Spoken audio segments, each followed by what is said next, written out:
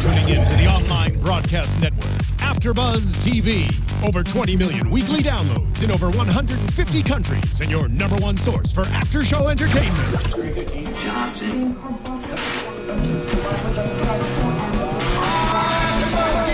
AFTERBUZZ TV, the destination for TV superfans. Producing aftershows for over 300 of your favorite TV shows. Interviewing celebrities and showrunners. And bringing you behind-the-scenes exclusives. All thanks to E! Entertainment's Maria Menounos, producer Kevin Undergaro, and internet leader Akamai. Now, let the buzz begin! Hello and welcome to the Ultimate Fighter, a Champion Will Be Crowned AfterBuzz show. My name is Daria Berenato, and I am joined by my lovely co-host, Alexis Torres and Mr. J. Tan. Hey, you sound like a congested monkey. See, I wasn't going to say anything, but... You guys called me out. It's okay. I'm a little sick today, guys, but thankfully you are separated between me and technology. It's only these people that are at risk right now. Yeah. Hiding behind this one. No, over don't here, hide behind me. I'm separated for a reason. I'm over here. We have a nice 2 feet gap between the two of us.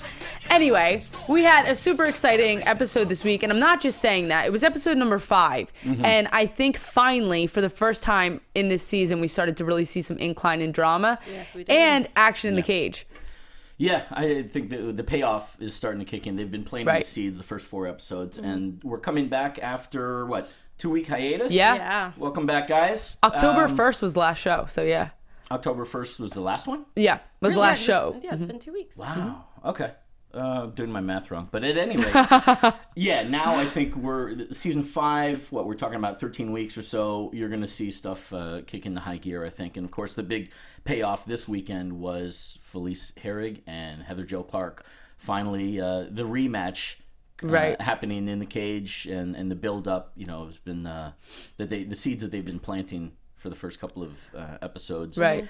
This I don't think was so much Felice versus Heather. It was insofar as when that match was addressed. But, man, this is like the boiling point of the anti-Heather Clark house. Yeah. Which seems to be the case, almost unanimously. And I've always taken the side of feeling bad about that. But, man. Everybody else. I mean, they wouldn't even support her. Like, when they were practicing. Yeah. They were like, "Yeah, we're not going to cheer you on." I was just like, "What are we doing here?" Yeah, I get it. They took it to an extreme, in my opinion. I mean, there's one thing to not like a certain girl, and that happens anytime you get a group of girls together. There's always the odd man out. There always is. I don't know what it is about. Well, it's a house full of girls. Yeah, that's part of it. That's true. But there's always the one girl that everyone seems to love to hate. And it just seems to me like the easy way out. You know what I mean? It's so easy to go with the flow. It's so easy to be mean to the person that everyone dislikes in the house. But you know what's hard? Is sticking up for her and realizing that it's wrong. I think it's gotten a little too far, a little too carried away. Heather Jo Clark does strike me as someone that might be a little annoying to be around. But at the same time, when you see everybody ganging up on her, I mean, really? Is it that bad? Sucks. I mean, I don't know. I just feel like that's why I wanted her to win this one, because I was hoping that maybe it would shine some light. Like, hey, Maybe they would respect her in a sense. Bit. Just a little. But I felt like she kind of lost her chance there. Yeah. But I mean, she went down fighting, so I can't. Literally. It's just occurring to me now. You know what's her play to make now? What? Is to be the Junie Chris Lieben character. She needs to start drinking her ass off. Going crazy. Just go nuts. Right. Just go nuts there, Yeah. Throwing, tainting everybody's food and God knows what else. Banging, making noise. Nobody can sleep. I don't know. Sabotage all the matches for the rest of the season. Heather, well, it's already been done. I mean, I don't know if you did that or not, but, Jay wishes that you did. Yeah, I agree. I would put money on the fact that if she acted like Chris Lieben in this house, it would be so much worse, because the way that women react to touching touching their stuff to the way men react. Have you ever seen Bad Girls Club? I mean, come on. Oh, I can't. When you touch a girl's weave or anything, that's personal. It's on, baby. There's any weaves on this season, though. No, maybe some point. Hair messing around braiding with, stuff. Yeah. Whatever. Oh, switching the panties. Switching the panties in different drawers. That would be a good one. That would be crazy. That would, all hell would break loose if they did that. Yeah, I mean, you could. I saw. I think it was Tito Ortiz was riding in the car with some Louis Vuittons on. If you touch those, put some fingerprints on her Louis Vuittons, it would be over. Yeah, no way. Last week, not last week, but on October 1st, last episode we saw Carla Esparza, the number 1 seeded, defeat the number 16 seeded Angela Hill. Just a little recap via rear naked choke. And next week we have Angela Magana versus Ashley Daling. Number 12 Angela Magana versus number 5 Ashley Daling. I think that's going to be a really exciting fight. Ashley Daling kind of reminds me a little bit of Joanne Calderwood. Like, she's kind of like sweet and innocent, quiet, but maybe she'll come out. Are they both Scottish? I'm Scottish and Irish. Okay. Oh, okay. Yeah. Maybe that's what. But yeah, on the same half of the world. Accent. Yeah. But on a very sad note, Justine Quiche. Yeah, I felt really bad. She had to. But I called it. I'm just letting you all know. I called it. From you did. 2 weeks ago. You did. She had to withdraw from the tournament because she tore her ACL. What a bad timing. Like we said, she still has a UFC contract, though. It's not like years ago on The Ultimate Fighter or any other season on The Ultimate Fighter for that fact, where if you lost, you're out of the house. You don't get a chance at the UFC contract. At least she still has that contract, so she could, go on to compete. It was much more of a threat's not the right word, but much more of a thing if you didn't get to if an injury sidelined you and took you out of the tournament in years prior. Yeah. Because again, the show didn't necessarily have the same precedent that it has now. Whereas where that as long as you show and prove and you impress the powers that be, Joe Silva and Dana, chances are you'll get at least one match to show and prove. But definitely. But also here, like you said, all these girls have contracts and they can't. I mean, there's the clause where you can get cut when you lose if you have a loss, but she doesn't have a loss, so it doesn't count. Right, absolutely. And I think, especially for females, I mean, how many 115-pounders are there? You're either on the UFC's radar or you're not yet. And Justine Quiche is obviously on their radar because she got on the show. So it's not like she's going to be forgotten about. I think they obviously, she's healing, she's recovering. Yeah. We'll get her back on as soon as she's ready. That is tough to be in that house, definitely. To train. Yeah, and she was talking about how she was really upset. Like, she's like, if you're going to do that, at least, let me fight and let me lose. Yeah. And then cut me. Don't, I didn't want to walk out like that. And that was just really painful to listen to. She seems like a tough girl, like a warrior, a real fighter. And she seems like the type that, like you said, would want to lose her turn there. Wouldn't want to just get that bye. Because a lot of the girls might look at it as a bye. Like, okay, I'm not in the tournament, I'm not in this house, but at the same time, I'm still in the UFC. Still in the UFC. Yeah. So, it sucks. This tournament is a shot to become the champion. And all that's those true. women want to be champion, and they probably see themselves as the top one of the whole thing. And it's the first champion in the 115-pound division. So that's another thing. Even though the other girls have a chance to win the title back once they're off the show, they weren't the first. You know what I mean? This is the first ever in the history of the UFC 115-pound champ. Yeah. So I think that's also something. I mean, it's like being a Ronda Rousey. It's like being the founder, the beginner in this division. So, do we know offhand? I'm thinking an ACL. Depending on whether she went in for surgery or how big of a tear it is. I've torn my ACL twice. That's so wow. 6 months, right? That's why I can't fight. Yeah, that's 6 months. Yeah. So depending on how fast it heals. Right. For mine, the first time it was 6 months. Second time was a year. Wow. So this was shot over the summer, July, maybe into August. We're at the end of October now. So with this finale coming up in December, she's probably not going to be ready to come back. I don't think so. She needs to, and she still has to go through physical therapy and all that kind of stuff, and that usually equates to a little bit past 6 months, usually. So we're talking about, I'd say even possibly spring 2015 that we'll see her fight in the UFC. Right. Yeah. She's got a lot of time, and then it's not going to feel the same. It's going to be tough because I know that usually right after you tear your ACL, like your leg just feels completely different.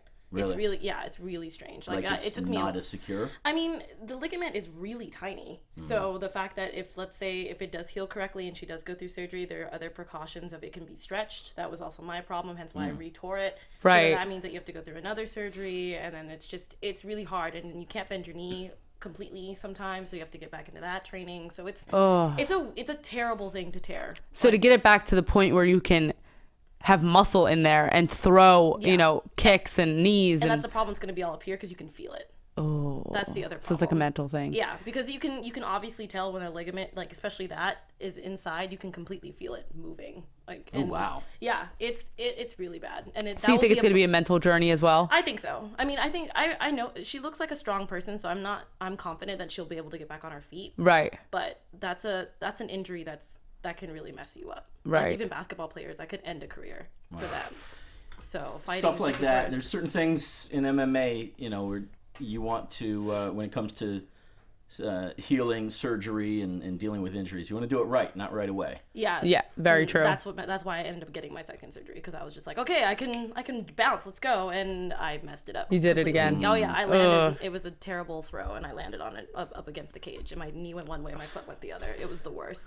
Yeah. Yeah. Well, we wish her, good luck and getting better and taking the full time she needs to fully heal, because we don't want her rushing back and doing the same thing over again. Yeah. So now, because of that, Justine Kish?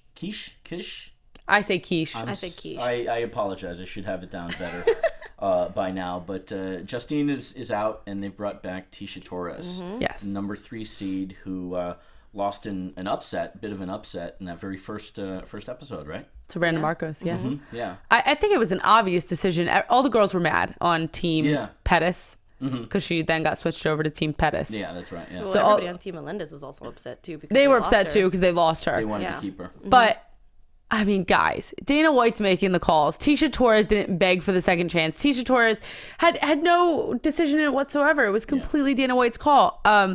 Me and Jay were talking about this the other day. Circa back to some other seasons in The Ultimate Fighter, I specifically remember season 1 of The Ultimate Fighter, Chuck Liddell versus Randy Couture. There was so much team swapping that by the end of the tournament, there was only 2 fighters that didn't switch teams, and that was Forrest Griffin and Stefan Bonner. And they ended up fighting each other for the, Yeah. I didn't remember. It's been such a long time since I saw that first season. Right. I don't remember all those switches, but I did go back and look.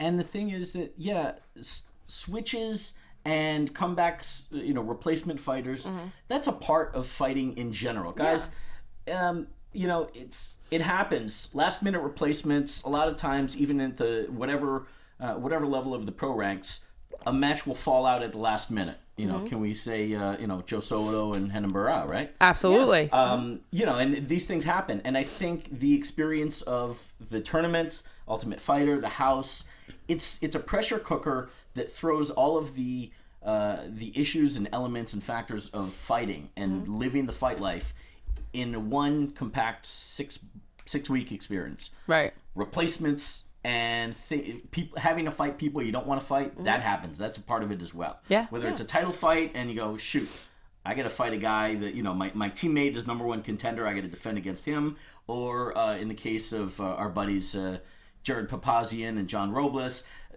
a fighter falls out and training partner is the only guy willing to take the fight. Yeah. Either that or you don't get to fight and nobody gets a paycheck. Very good point. This stuff is just par for the course, and it makes sense for Tisha to come back, given that she was highly ranked. Absolutely. And it's I was going to say, probably possibly the most competitive match of the ones that thus far. Yeah, that one went to decision. Definitely the most entertaining. 3 rounds, yeah. Yeah, if I remember correctly. Yeah. So that makes sense, and you got to switch teams to even it out. So be it. It's just for the sake of the most immediate match, right? Against who am I thinking of? Beck Rawlings. Yeah. So Beck doesn't get a bye, right?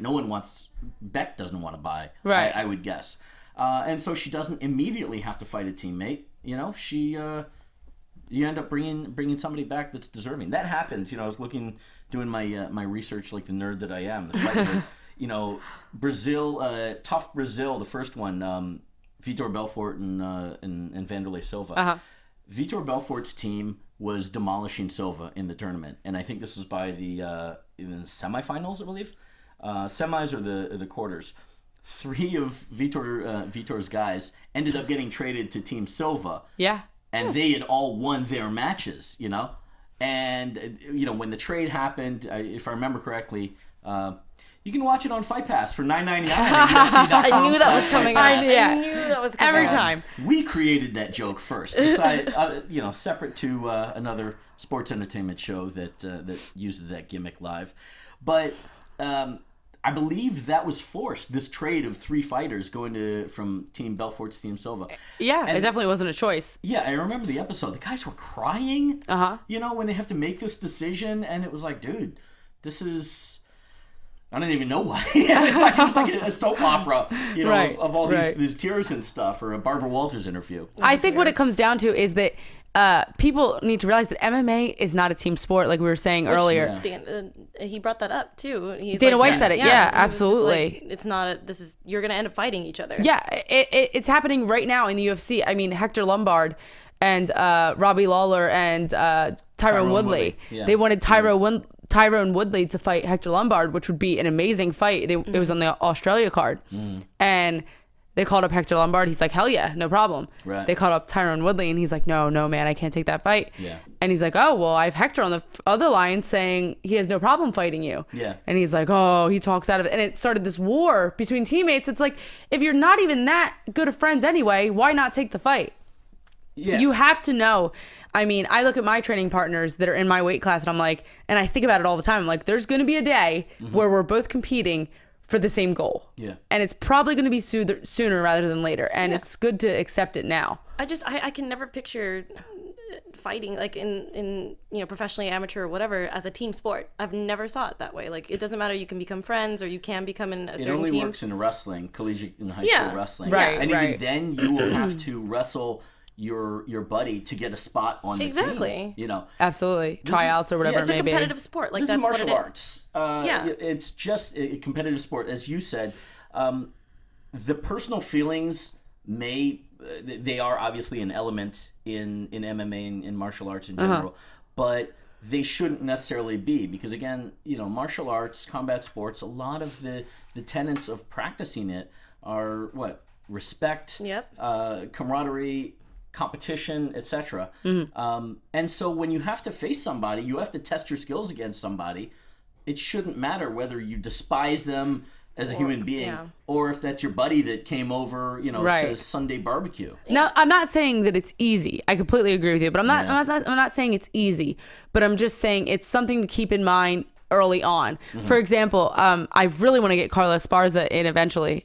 We've been trying to get her on. We haven't been successful yet. Some scheduling conflicts, but I want to talk to her about her and Felice Herrig's. Who do we have on the line? George here? on the line. Oh, George is on the line. Jorge. Come on in, buddy. What's Hey. Hi, who's there? It's Alexis, Hi. Jay Tan, and me, Daria. Wait, it's who? Jay, Alexa. Alexis, and Daria. Are you the usual suspects, boss? Oh, wow. Yeah. There we go. We're just talking right now about teammates fighting teammates and Tisha Torres coming back and everybody not being happy about that, And What do you think about Tisha Torres coming back? What do I think about it? Yeah. I think we're all in 3 agreement. words or less. It makes sense. Nice. Well said. That's it Yeah. in 3 words or less. Well said. That was perfect. Couldn't say it better myself. What do you think, George? I was a little upset about it. Like everyone said, she lost. It was just one of those things where, yes, she's the number 3 seed by default. It's not like she fought for the number 3 seed. She just happened to have the most experience. But, she lost to the number 14 seed. How good are you if you're going to lose to the number 14 seed? It's unfair to the number 13 seed Fair or 12 argument. seed, So what do you do to resolve the problem? What do you do with Beck Rawlings? You get all the losers and have them fight, and the winner gets to fight so-and-so. Gets to fight Didn't Beck? we say that last episode? Honestly, it just kind of looks like too much of a handout. I would do something that just wouldn't make it feel like she just got handed another opportunity, which essentially she did. So I would have done, I don't know. Oh, he was saying make all the losers fight, and if Tisha's the winner of the losers, then give her the second chance to be back in the winner circle. Or whoever wins it. That wouldn't fit schedule-wise. You're talking about a 6-week Right. shoot. That's I don't 2 know. matches to fight.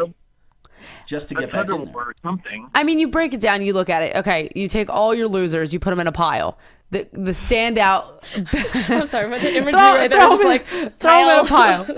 The standout athlete out of all of it is Tisha Torres. She's clearly the most experienced out of all of them. I think she's the highest seeded out of all the losers. I don't think that's the reason to bring her back as much as it was the most competitive match. Really? It's one of those, like, she's the number 3 seed, yes, but she lost to the number 14 seed. That's going to be a Right. argument. But she didn't get finished. It went to 3 rounds. I'm running here to my notes. But let's see, unanimous decision, 29-28. Awesome. Compared with, let's see, JoJo and Emily Kagan. JoJo won it across, majority draw, or majority decision. Yeah.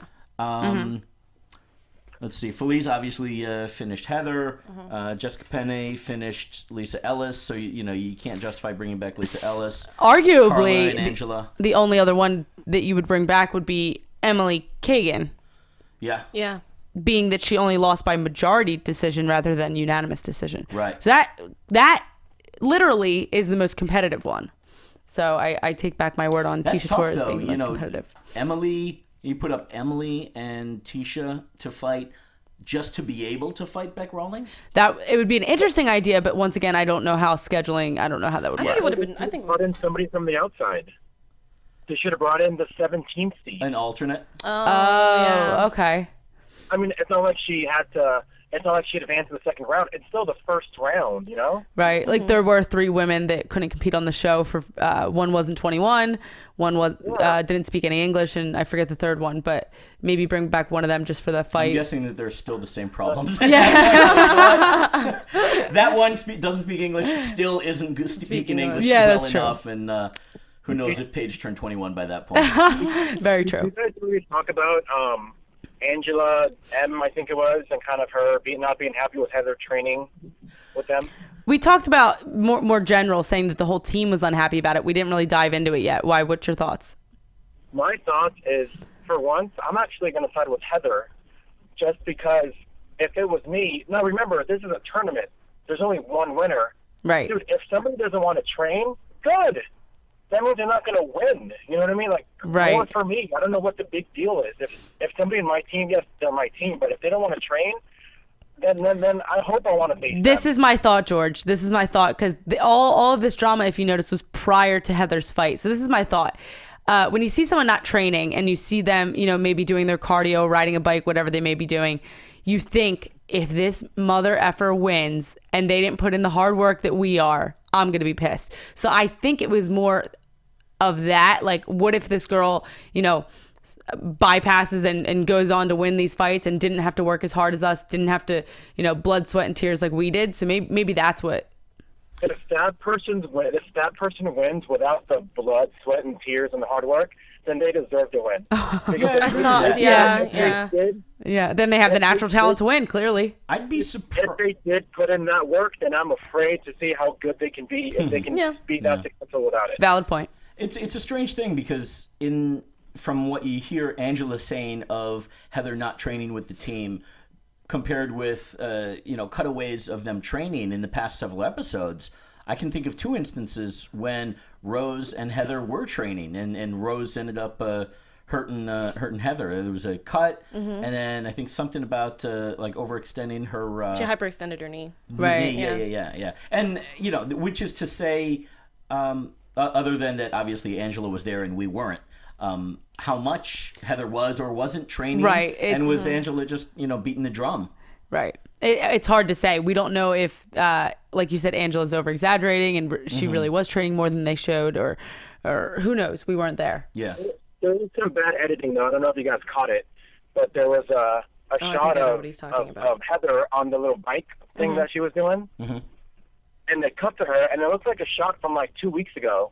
And then so I think she had like a green shirt, and then Gilbert was like, "Oh, come on over, Heather." And then she had a completely different shirt, but they were implying like it was done like 5 seconds afterwards. Ah. Yeah, so I caught that. I wasn't really just like, happy with some of the editing. It kind of one of those things where kind of makes you think, and it's probably more than what.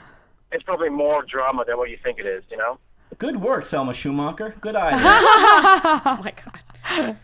That's reality TV. That is reality for TV, you unfortunately. Yeah.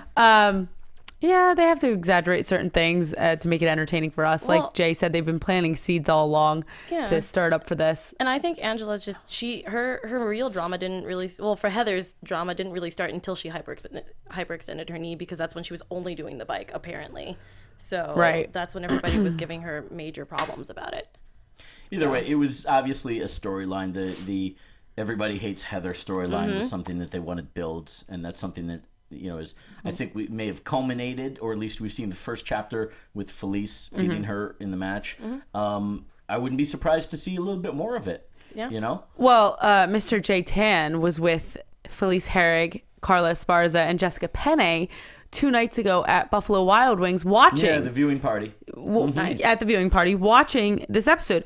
I'm so curious, Mr. J. What did they have to say? What did Felice, what did Carla, what did Jessica Penn have to say Carla about was this? eating a lot. That girl, I got love for her. I want to sit down and do some all-you-can-eat with that girl. Really? She was ordering and ordering and ordering. I saw 2 pieces of cake, neither of which I got a bite out of. Wow. Big thing of nachos. I think there were some chicken wings in there. She was going to town. You and go, Carla. God bless her for Happy it. birthday. Yes. Yeah. But I had a nice conversation with Felice. All 3 of the girls. It was fun to meet them. Felice, and on top of watching the episode, after that there was Tough Talk, which was also one of the more interesting. I thought it was too. Very interesting. Yeah. Of the season, with Karen Bryant talking with Felice and Heather right there on the spot. And Felice. She largely, she said generally what she said on the show, that she just doesn't really know exactly where it came from, where the whole thing started. But other than presumably Heather calling out Felice for a match, if I remember correctly, I believe prior to the season when they first fought, so it was a couple years back, Heather was trying to get a match with Felice and calling her out. I believe must have been at 115, if I remember correctly. Right. Okay. But Heather had never made 115 yet. And Felice's stance was, show me that you can make 115, then we can talk. Have a couple of matches there, and then we can talk. And so, obviously it did happen. I don't remember if their match, the first one at Invicta was 115 or 125. But I'm not sure either. I don't know. I think Felice has been 115 for a minute. Yeah, I would assume it was 115. Yeah. So obviously it did happen eventually, and then of course it stands to reason. When you lose, you want that rematch, and it just became a thing. And once they got booked on the show, I think the producers probably said, "Hey, we got there's several rematches to be done, and that one's that one's a big one. gimme storyline." Yeah. So that was, It was fun hanging out with the gals. Yeah, I want to hang out with Felice so bad. know. Felice, hang out with me, be my friend. She does seem very cool. Brian, I emailed you. Let's talk. Felice, nudge your guy there. Nudge your rep. There we go. Maybe we will see her on shortly. Yeah. Jorge, you there? I sure am. What do you think of the ladies? Did we talk about the California Pie League? No, we haven't. Let's talk about the other match of the past 2 weeks. It's very important here. AFTERBUZZ's own. Where? Oh, yeah. No, Shut okay. up now. AFTERBUZZ's own. Cut to her right there. Daria, the Jersey Devil, Berenato. Thank you. Wins a fantastic and very tough 3-round war in, I'm going to ruin the name here, Adelanto, California? Yeah, I think that's right. Okay, Adelanto. Maverick Stadium. We talked about it on previous episodes. It is up on YouTube, shot by yours truly. Very good video, by the way. Yeah, He had the Shoulders VIP here. cage side seats. It's all who you know. Yeah, he had very good video. Because I mean, What a tough. So 3-round war. You were. I'm trying to think exactly. The first round, a bit back and forth. You were on fire. Your energy level was ridiculous through the whole match. Awesome. Came pretty close, I believe, in the second. You know what? You faced the same situation as Felice in her Heather match. Very similar. Bringing it back to Bacon with a very tight guillotine choke. Almost went out. Survived it, and then in the third was able to slap on one of your own and secure the win. Good. I was like, yes, get it back. It was awesome. It's exciting when I was stuck in a guillotine, and I'm like, oh, I'm not tapping. I hear my coach say, 10 more seconds. 20 seconds passed. 10 more seconds. Clearly, he was lying to me, but I thanked him afterwards because it kept my head in there. And then to come back and beat her the same way that you had, almost lost. So that was interesting. Talk about it. It was the most fun I've ever had in my entire life. We could see it. Go watch the video, guys. It's very entertaining. Even watching myself, it's funny watching myself because I'm like, who is that girl? What happened? I don't know. I think it's the years of preparation. You train all this time and you're always like, oh, I'm going to fight one day. And then the day comes and there was nothing but excitement. I was just so excited to finally showcase my talents. You know what I mean? And it was a really cool venue. There ended up being I think 3,500 people there, which was huge nice for an amateur event. They did great there. Up in the boonies, so very nice crowd. And really cool fans. Afterwards, they were all, you were walking around with me. You probably got the most photo opportunities, and congratulations. You guys really were fight of the night. Stole the show there, absolutely. She came out there to fight. I came out there to fight. And I think it was there was drama from the start. At the weigh-ins, I was kind of laughing and giddy. I went to shake her hand, and she walked away and wouldn't shake my hand. So I think there was nerves. You were Felice to her head. No, I wasn't trying to be intentionally. There's, when girls fight. Yeah, there's always that weird, awkward tension, so definitely. Let me ask. So it's really interesting, I think, that you so adamantly seem to didn't feel any nerves at all. It was just a fun, happy, good day for you. The weirdest thing ever. So was that...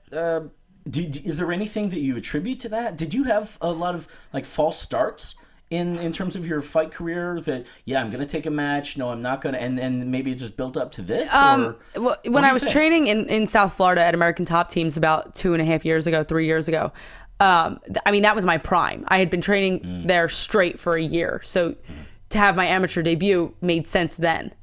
It was never in talks. It was in talks. It was like, oh, Daria should fight soon. It just never happened. And then I ended up getting really sick. I actually had a case of tonsillitis 3 times in 1 year. Wow. While I was training there. So did they take him out the second time? No. Yeah, I was like, they actually told me one more time if I have one more time in the year. I feel like that's not. Okay, I know. all right. And I'm sick now with the same thing, and my tonsils are swollen. That's a whole nother story. But thanks, Marcus. Yeah, jeez. So I was really sick that year, and it just never happened. And then I ended up moving back home or to New York, and the whole time I was in New York, I didn't train. I kind of just took a break, and I worked on other things in my life, my career. And then when I moved to California, I was like, oh my God, I need to fight again. Started training. And then it was obviously like, okay, now I have to take this first fight. It's been so long awaited. Not necessarily a lot of training time, but a lot of time thinking about it. You know what I mean? Yeah. So I came back. I've been back training for 4 months now, 5 months. Yeah. And then I took a fight. So it's been something, it's been in the back of your head, psychologically, you've been there for a while. Right. Exactly. Okay. Yeah.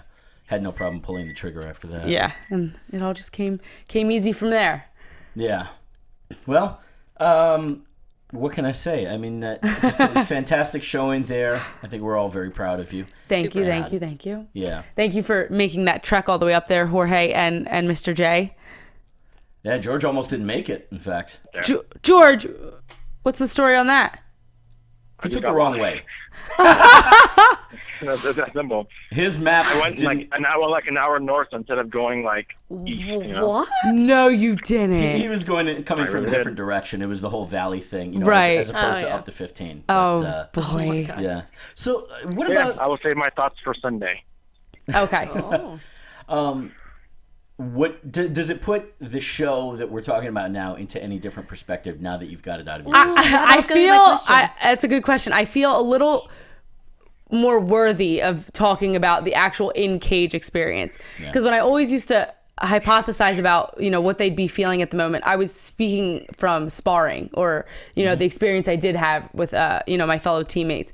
But now I feel like, okay, I went through, it wasn't like a quick fight. It was 3 rounds. I went through some challenge. Yeah, it was a challenge. It was competitive. So I feel like I can relate to how I'm feeling pre-fight, how I'm feeling in the cage, and how I'm feeling after the fight, and my antics and my energy and all that kind of stuff, and relate to these girls a lot better now. Yeah. And you'll get closer to that as well. I think a lot more insight with every match that comes. Definitely. Yeah. I think it helps this. I think it helps me talking about it because it's like, oh, that time. Oh, yep, same thing. You know, when I saw Felice in that guillotine, I was like, oh, I feel your pain. I feel your pain. Didn't Felice say she was almost out in that guillotine? Yeah, we talked about that on Wednesday. She said it was really tight. She was seeing stars. Yeah, and was just able to kind of reach down to the intestinal fortitude and gut it out. Yeah, that is where that mental mental preparation comes in. She said, I think Felice is one of those. She has a really good team of coaches. She's from Team Curran, I think. Yep. And I always see her posting stuff on social media with her coaches and her teammates. So I think she's one of those people that really relies on that strong structure. So I think she has a very good mental state in the cage, even though she was away from her coaches on The Ultimate Fighter. So I think she just hung in there and prayed to God she didn't go to sleep, because once you go to sleep, they obviously call the fight. Yeah. That was my fear. I was like, oh my God, if my eyes close, the ref's going to stop it. As long as I could stay breathing and keep my eyes open. Because the referees are that much more liberal with calling a finish at the amateur ranks. Definitely. Yeah, it was definitely a fear. Is that how you feel when you get in the cage, George? Sometimes. I mean, I'm more of the crying type. I tend to just cry until it's just over. Not to mention that the cage is usually the drunk tank after he gets arrested. And he's crying in the corner with his back to the wall, hoping that nobody notices and going, God, somebody make bail for me. Yeah. I'm usually crying until it's over. Jeez. Hey, whatever works. I mean, you'll see. When I'm 40, it's like my thing to do before I'm 40. To have a fight? Yeah. I told you. I got another one. There we go. Yeah, U of I got MMA. another one for the U of MMA. That would be so cool. George, start now. George, I would make the biggest poster. Yes. It would say Horge all the way. Yes. And Get I it? will help her. George, Herrig, Hermoza. That would be awesome. Yeah. And of course, I had my hype team. My God. I mean, honestly, I was thinking about it the other day. Right. I swear to God, you can write it down, put it down. If I ever become an MMA fighter, even if it's amateur, I'm going to come out to Hulk Hogan Real American. Of course he is. Of course he is. Of course he is. Wait, so remember how we had that big debate about my walkout song?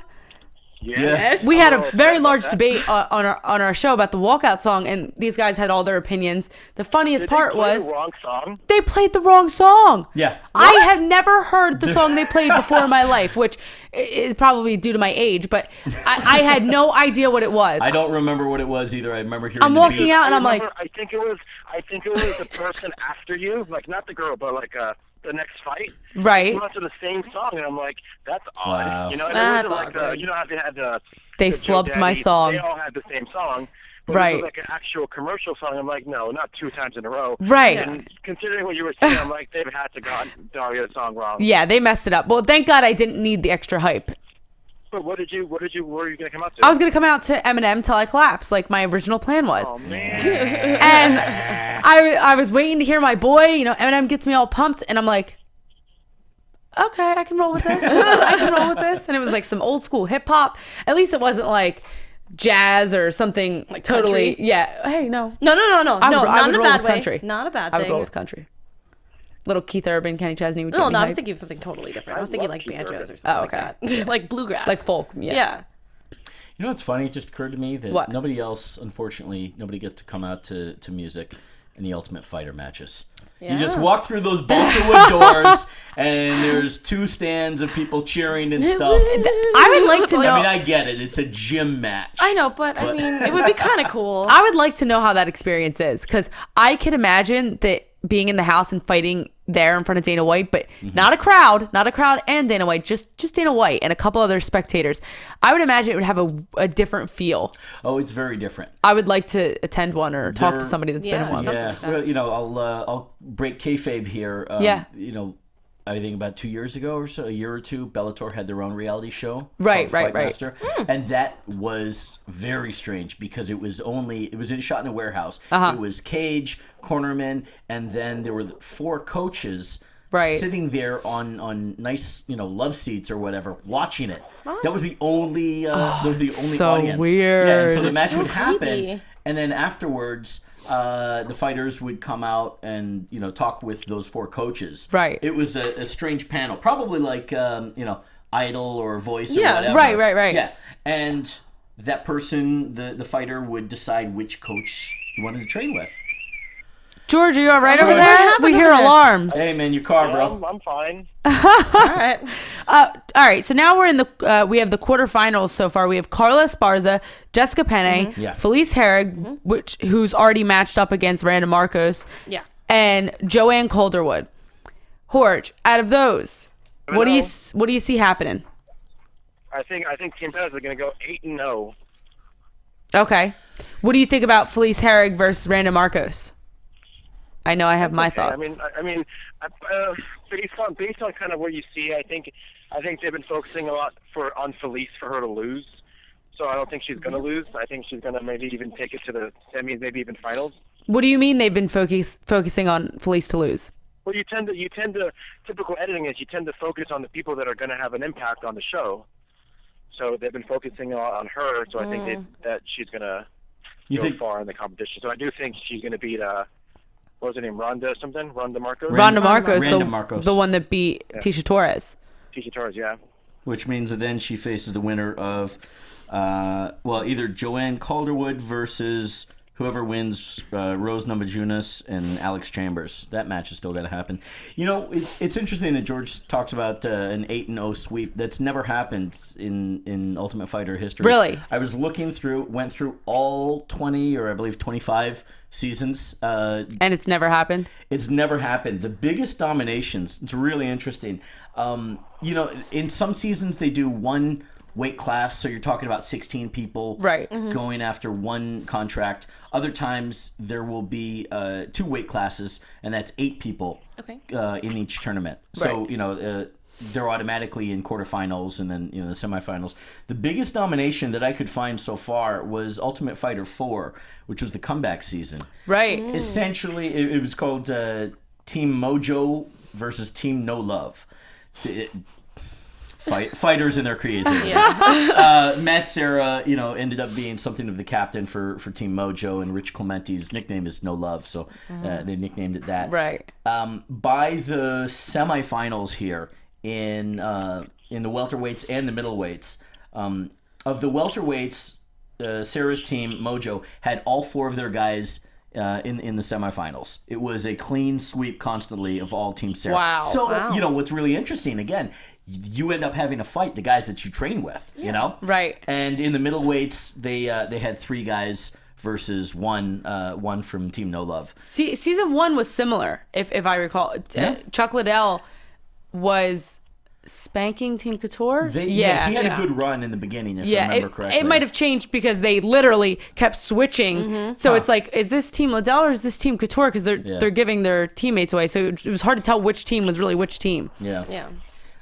Team Rampage, Ultimate Fighter 7 and Ultimate Fighter 10. Ironically, Rampage Jackson was a coach for each of those seasons, and his team pretty much got spanked in those seasons as well. So we've never seen it. We've come close, and then the closest probably being that Ultimate Fighter season 4 in terms of a full sweep. Well, who do we have?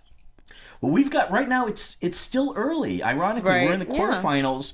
And there are 1, 2, 3, 4, 5 Team Pettis fighters in there. There's 3 more slots that need to be filled. So if Team Melendez turns things around and goes on a sweep, that's 3 to 5. I'd call that reasonably even matched, even though there's no denying that 5-0 is definitely a nice run. But it can still get mixed up a little bit. If it happens, then there's only one match you're talking about where it is teammate versus teammate, and that would be Felice versus Randa Marcos. Yeah. Right. That's interesting that Carla Esparza was saying how she didn't want to train with Tisha Torres because she might have to fight her in the near future. But she could have to fight anybody on her team. So what is she going to do? Not train with the team? She's been training with the team all along. Yeah. So I would what I was saying before, I don't think I ever got to my point, was if we have Carla Esparza on or Felice Herrig, I would love to ask them, aren't they nervous being so good of friends that one day that they're going to have to fight each other in the UFC? I mean, if Carla Esparza, let's say she wins this whole thing and has the title, Felice has to fight her eventually if she wants the title belt. You know what I mean? And they are. But will Felice make that run big enough to earn that number 1 title shot? Is the question. Well, I'm just Also true. speaking theoretically that if she wants to make that run, if she wants to be the number 1 competitor in the world in the UFC, she's gonna have to fight her best friend. Especially in that division. I mean, everybody's pretty much just one after the season's over. Right. Everybody's pretty much just one win away from a title shot. Exactly. Yeah. I see what he's saying though. Yeah. And it's like they're not only just friends. You mentioned their chemistry when you were with them the other night. They really seem to be how they seem on TV. They're close. But that happens a lot with many different fighters, and I think it's a scenario where you most of the time in the instances that I've seen, right, you cross that bridge when you get to it, or as I like, guess, as yeah, I I like just to say, you burn that bridge when you get to it, right? You know? Yeah, I relate more, I guess, because I'm seeing the female bond rather than usually it's guys, and I look at it as it's guys, they fight anyway, but I just really I know how I am with my girlfriends and my best friends, and I just couldn't imagine fighting them in a cage. But I guess the relationship's a little different, so I guess they'll be fine when it gets there. I always found it like fighting, even though fighting complete strangers is always very exciting, but fighting your friend is like, it's kind of that weird competitiveness that you have. I always found like, when we had to compete within dojos, right, that we all knew each other, we all grew up together, but it was always just awesome to just kind of fight each other and see like who's better. the best. Yeah. Right. So And I you found it left as all the egos and emotion outside. exactly. Right? I completely agree. Like it was So just it's just a matter of professionalism, I guess. Yep. They'll get there when they get there. One more thing. George, what do you think, Beck Rawlings and Tisha Torres? That's going to be a good fight. But I do think, like I said earlier, What do you I say? do think Pettis is going to get the sweep. So I do think that Tisha Torres is going to win that one. oh. Do you think she's the better fighter out of the two? Yep. What do you guys think? Number I think 3 so. versus number 8 ranked, but again, harkening back to a couple of episodes ago, the disparity between number 1 and number 16 is Right. much smaller in a weight class like this, Definitely. than the men's middleweight or welterweight or lightweight. Or you know? 135 division, Yeah. the bantamweight division of women. Yeah. Like Ronda Rousey. But I think, I don't know. I saw Beck Rawlings fight. It was a last-minute fight. She took it on When she fought Carla, 3 or yeah. 4 days notice against Carla Esparza for the title in Invicta, right? Correct, yeah. Okay. And I'm watching this fight prior to the show, trying to really learn the girls, and I was impressed. I was mega impressed, because you're talking Carla Esparza was the champ. And Beck Rawlings took this fight on a couple days notice. She held her own. She's a very, very tough fighter. She's one of those girls I would imagine sparring with would be horrible, because when you hit her, she doesn't back away. She's very tough. So, but Tisha Torres has killer stand-up. So I would like to see if that did any damage to Beck Rawlings. I think it's going to be the most exciting fight to date. So mark my words. Hopefully that'll be like a finisher. The question becomes if Tisha learns from what she didn't pull the trigger a lot. I think that was kind of our critique in her first Right. match against Randa. She didn't pull the trigger with her striking as much as we would have thought she would. Yeah. So does she change that strategy and let her hands and feet go in that match? I think it's the same thing with everyone that has lost so far on the show. I think a lot of them, the nerves and the platform they're on right now is getting to them, and I think they're kind of trying to play it safe. But I think this is the time to do the opposite. This is the time to put it all out there, Yeah. baby. Throw it out there. Let the hands fly. Whatever it is that you're good at, do it. Better to lose a great match than win a shitty one. Especially Yeah, in Dana I White's completely eyes. agree. He goes out on a limb saying it all the time. He's like, Diego Sanchez is a perfect example. How many times has he had second, third, fourth chances just because of his heart and how good of a fighter he is? Yeah. Yeah. He not necessarily has the best record, but Well, and that's why people these days now really like to fight Diego, because you know that you're going to have a great looking match, and he's not the fighter that he once was. You have the chance to build a name off of him. right. Yeah. I agree. It's funny. My boxing coach points this out. When a boxer loses, when a boxer goes, 1-1, it's like the end of the world. When a boxer gets like 2 or 3 losses, whereas in MMA, this was his point of reference. Where in MMA, you can have losses on your record and still go to the top. I was looking at it right now. I think out of all of our champions, the most losses a champion has is 2. Really? Yeah, I could be corrected, but I think it was 2. So that's interesting. They don't have a lot of losses, but they do get that leniency. Whereas like we have Floyd Mayweather, who's Undefeated. 38-0. But anyway, guys, we will be back next week. We are going to see Angela Magana versus Ashley Daly, number 12 versus number 5. And that will finish. Who's that going to decide? Ashley, the winner of that will go against Jessica Penne. Yeah. Very interesting. Guys, thank you very much. Do you want to give some shout outs? I'm all over your social media as usual. Instagram, Twitter, Facebook, JTAN716. And we'll be announcing the next U of MMA show pretty soon, early 2015. Ooh. Hold on to your breath. I'm excited. Okay, go. Don't hold on to your breath. No. I want you to live. I was like, you told me to do it. And you can find me on Instagram and Twitter on atorres890. That's ATORRES 890. Very cool. You can find me everywhere at Daria B28. Check out my new Facebook page, Daria the Jersey Devil Ray. Or Daria the Jersey Devil Berenato. Guys, we will see you next time. Thank you. Hi, Mom. Bye. From executive producers Maria Menounos, Kevin Undergaro, Phil Svitek, and the entire AfterBuzz TV staff, we would like to thank you for listening to the AfterBuzz TV network. To watch or listen to other after shows and post comments or questions, be sure to visit AfterBuzzTV.com. I'm Sir Richard Wentworth, and this has been a presentation of AfterBuzz TV. Buzz you later. The views expressed herein are those of the host only and do not necessarily reflect the views of AfterBuzz TV or its owners or principals.